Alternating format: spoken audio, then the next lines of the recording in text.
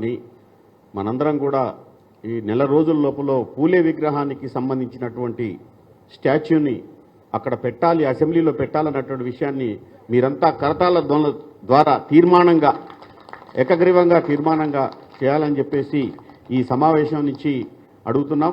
అక్క దేశానికి సంబంధించి రాష్ట్రానికి సంబంధించి అన్ని విషయాలను కూడా డీటెయిల్డ్గా తక్కువ సమయంలో చాలా బ్రీఫ్గా విషయం మొత్తం చెప్పారు.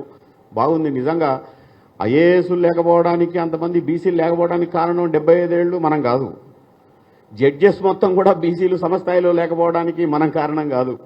అసలు మహిళలు చట్టసభల్లోకి రాకపోవడానికి, ప్రాతినిధ్యం ఇవ్వడానికి మనం కారణం కాదు.